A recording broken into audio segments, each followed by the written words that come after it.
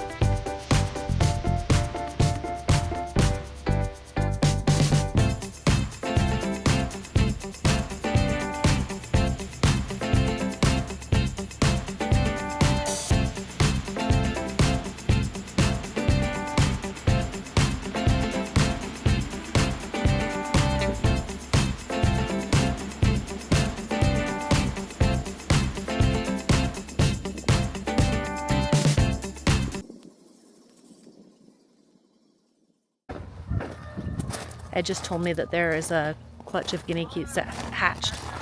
We're gonna go try to find them. What did you say? I said they're probably young enough we could still catch them, but there's a huge part of me that wants to overpopulate Loomis with Guinea hens. As you said about the cats, the coyotes take care of the problem. Yeah. They just went into that tall grass. I'm not going to try to catch them right now. I'm going to show them. So the guinea fowl are pretty wild. They are still like, they come from Africa and they still act like they come from Africa. So they lay their eggs pretty much anywhere they want to and all over the neighborhood. And then they will just show up with a bunch of babies. So, oh my gosh, she's got a ton with her. And they usually raise them in pairs. I don't know if it's a male and female or if it's just, oh, they're so cute. But, well, they already have left them behind. But see, they just leave their babies. If the babies can't keep up, they just leave them. So yeah, if you're gonna chase them, you have to make sure you get all the babies. Let's see if I can catch one. The babies are super loud.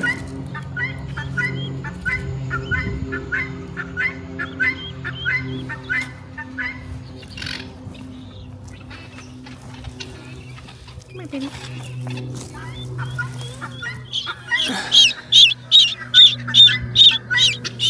These guys are super new. Just hatched, probably.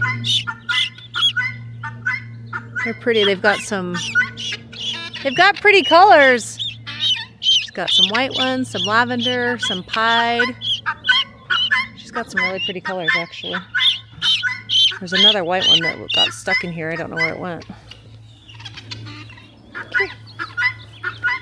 here, Mama.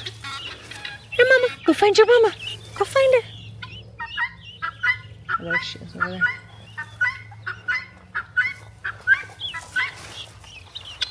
That one's struggling to keep up.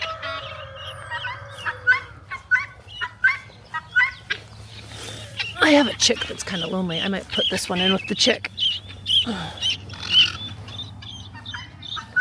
if we can find the white one. Hi, baby.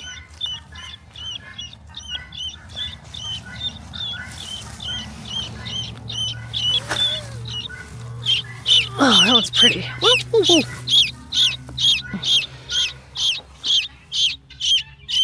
That's super pretty. No, don't jump out. Don't jump out. I'm going to put these in with that chick.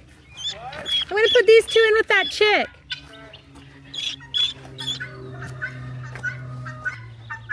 So we have a chick that is by itself. It was the only one that hatched out of its eggs out of the incubator. So it's been by itself for like a week because it was too small to put with the other chicks we already have. So I think we'll take these two guinea hens. Look how cute they are. I think we'll take these two guinea hens and put them in with that chick. All right, so I think I'm going to do 2 rows in this bed. So we're going to use the weeding hoe and just hurry and get this done. I'm not going to weed the whole thing. It looks like it's going to rain, so I'm trying to beat the rain so the rain will water these seeds in. So let's get going.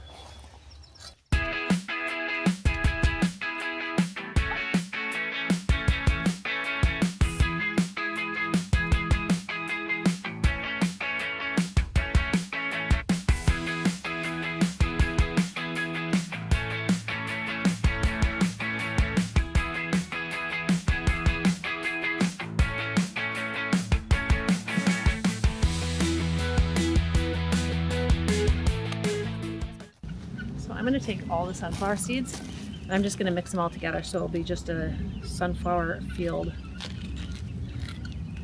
with only 1 row, but at least it'll just be a bunch of different sunflowers because we're just kind of trying to make a wall. We'll look at the sunflowers and not at the mess behind it. That's the hope anyway.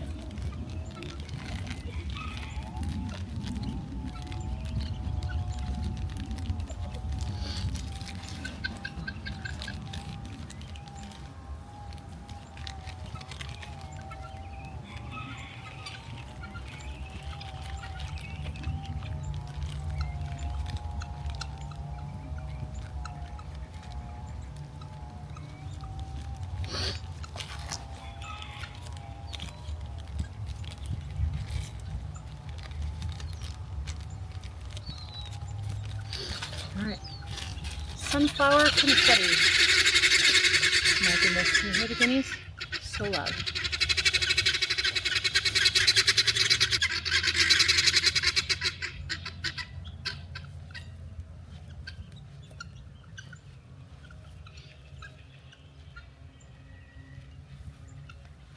I'm not using these for cut flowers. I don't really care how far apart they are. We're just sprinkling them all together. Okay, we're gonna do one more row, and that row we're gonna do the zinnias in.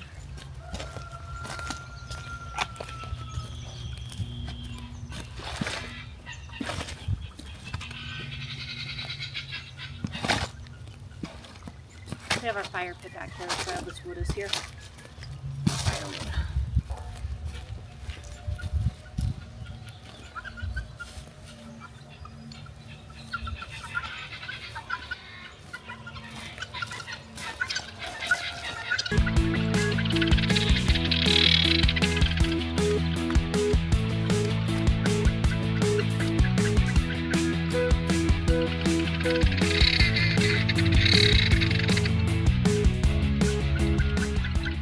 Zinnias together. I decided not to do the Giardia out here. Giardia? I don't know what it's called. Galliarda? I don't know. I think Giardia is an STD. I don't know. Anyway, I just did just the zinnias, and then I also found that I had the dwarf sunflower. I'm going to look up and see how tall these ones grow, because they might be too short to do here. I'm going to look and see. Oh, they're not that short. It says a dwarf sunflower is a compact variety that produces massive classic yellow blooms up to 10 to 12 inches on short 18 to 36 inch stalks. So that's not that small. 1.5 to 3 feet. I'll be okay out here. I'm gonna mix them in with the regular sunflowers just because. And then I'll do the zinnias just in their own row. Actually, maybe I'll put them in with the zinnias. They'll be a separate row. All the zinnias get about that tall too. We'll put them all together. That'll be good. We'll mix them all together. This is just a concoction of crazy seeds. Here's the mixture of seeds. We'll shake it all up and we'll dump them out.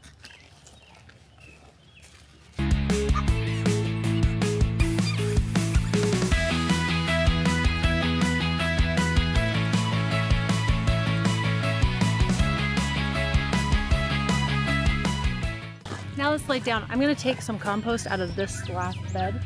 It's a little bit full. So I'm going to take it and use it to spread it on top of the seeds. Instead of putting the mulch back on top, we'll put compost on top and then add the mulch after the seeds have gotten watered in tonight.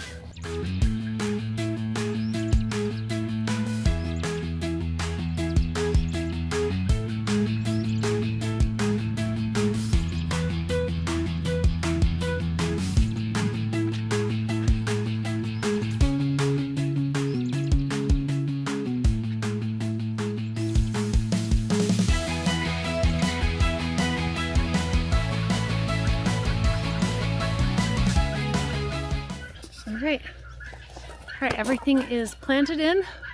We're gonna water it and we will be done for the day. Hope you enjoyed this and we will see you later. Bye.